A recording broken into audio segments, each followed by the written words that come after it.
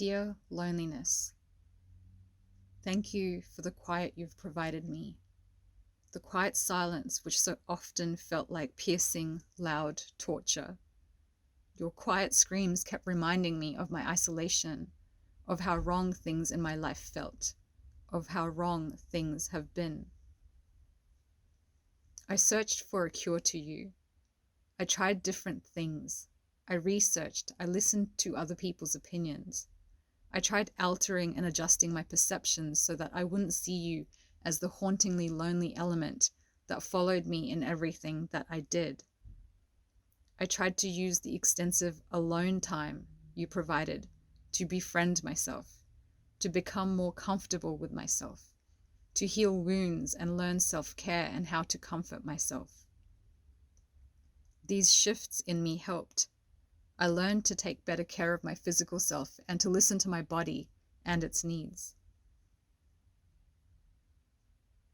But loneliness, you persisted.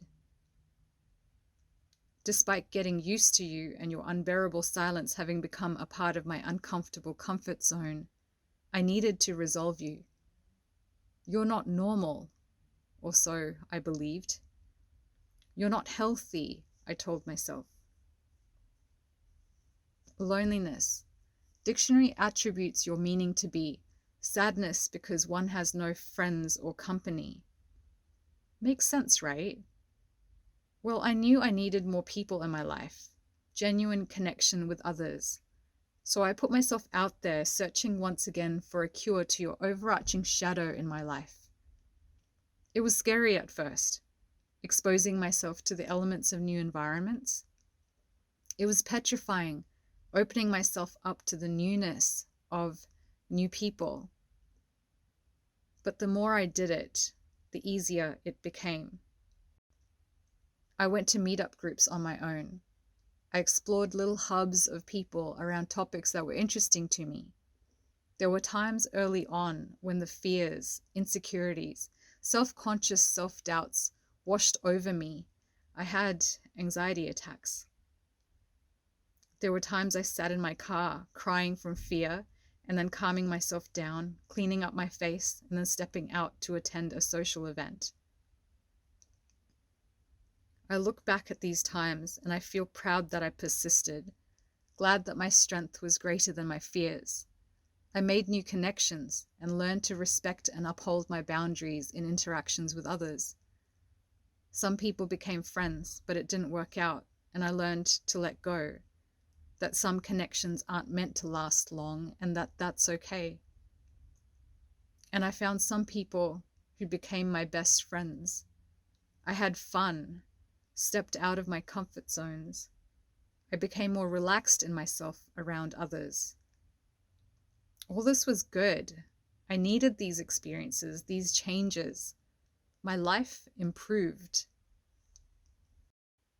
But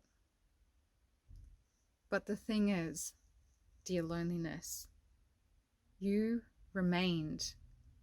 You didn't disappear. You persisted. When I wake up and greet the day, you are still there.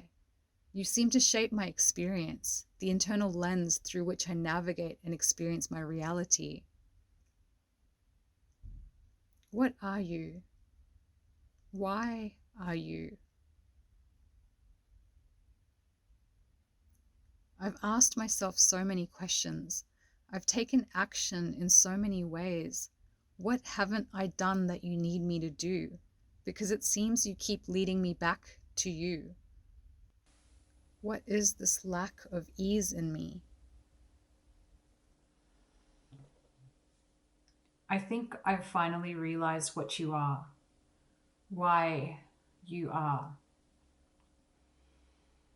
You're a part of me. You're a part of me that has been pressed down, depressed like a depression in the ground. I don't mean depressed as depression like the mental health term. I mean like the verb. To depress is to make feel utterly dispirited or dejected. To reduce the level or strength of activity in something. to push or pull something down to a lower position. Some part of me has been pressed into a seemingly obsolete position a long time ago. And this part of me speaks in the language of loneliness, isolation, depravity, an ongoing lack of ease in myself. It's some void, some hole that I've sought to fill and replace with the presence of others, because my main symptoms have been a sense of isolation, loneliness, aloneness. I'm constantly missing something. Logically, if the main symptom is loneliness, then I thought others were the solution. Friends, family, searching for the one. But I'm finally seeing what that missing something might be. It's the part of me that didn't have a chance to breathe. An integral part of me that became vestigial.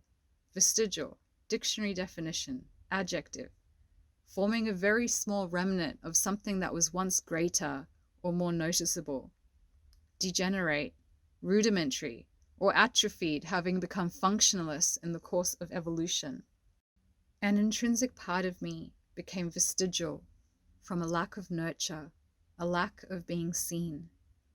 A part of myself fragmented and became hidden from being unknown and invalidated for so long.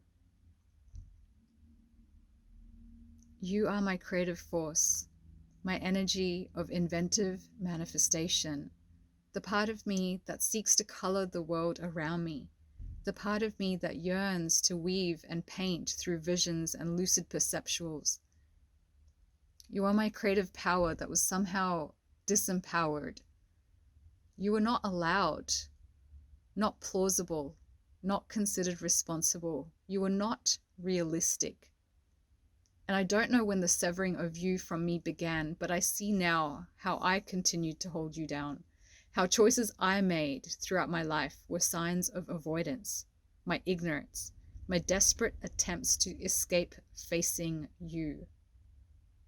Because the language that you spoke in was filled with so much pain and despair. But mainly, I evaded you because I had no idea that such a lonely feeling could be a part of me speaking to be heard. That's how intrinsic you are to me, to who I am. You're more of me than I know even now. When I reflect back on countless moments in my life, I see that you were leaking out like blood seeping from the edges of the seams that I tried to fit myself into. Loneliness. You have been the voice of the integral part of me that has been sad for too long from the absence of my company. Thank you for your persistence, for not letting me go, despite how much I tried to let you go.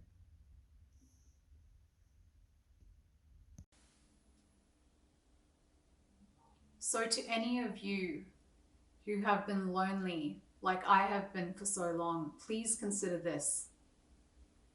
Perhaps loneliness is a seed planted in your conscious self by your unconscious spirit, so that you may dig your way down to its roots, to the gold in you that was buried long ago.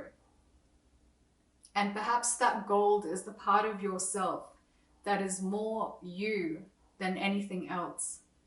And so denying what is intrinsically you might be why you feel alone.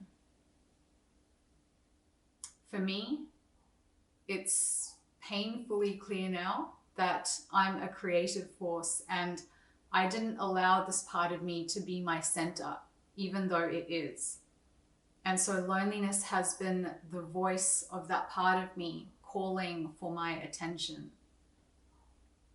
Perhaps for you, it's something else calling for your attention.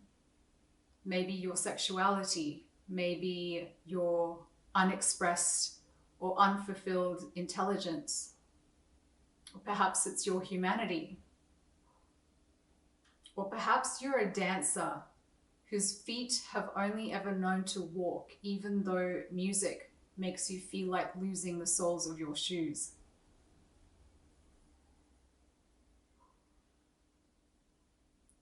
May you sit with your silence and hear the roar within you with enough patience to learn to decipher it.